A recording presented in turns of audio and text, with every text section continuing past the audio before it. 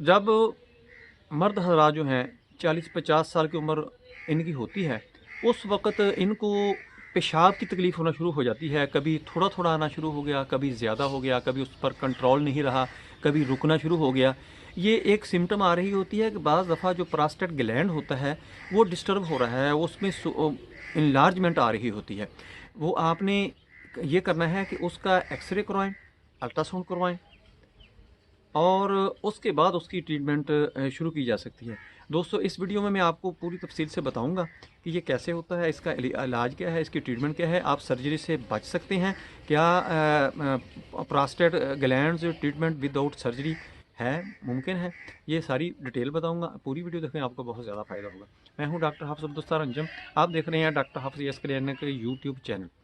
दोस्तों, मर्द हज़रात जो होते हैं, इनका जो उज़्व तनासल होता है यानी पीनस होता है, इसके ऊपर ऐसे जैसे सांप ने उसके गिर्द दायरे लगाए होते हैं, ऐसे ही प्रोस्टेट ग्लैंड जो होता है वो उसके ऊपर होता है। जब उसमें इनलार्जमेंट होती है यानी सुकेड़ पैदा हो जाता है उसमें, असल में इनलार्जमेंट का लफ्ज़ कहा जाता है, दरअसल वो होता है सुकेड़ उसके अंदर।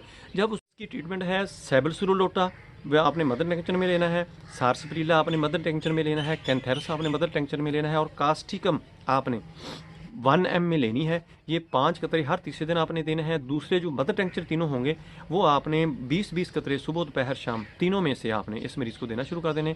इंशाल्लाह इसको आप को नाली भी नहीं लगाना पड़ेगी, आप इसको सर्जरी से भी ये मरीज़ बच जाएगा और साथ साथ आपने ये कहवा इस्तेमाल करते रहना है। दोस्तों, कोई कमेंट आपके जहन में हो, हेल्थ के मुताल्लिक आपका कोई क्वेश्चन हो, वो मुझे कमेंट करें।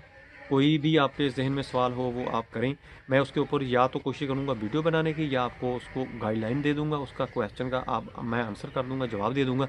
दोस्तों, मेरी वीडियो पसंद आए इसको लाइक करें, दोस्तों रिश्तेदारों में शेयर करें, बेल आइकन को प्रेस करें, मेरे चैनल को सब्सक्राइब करें।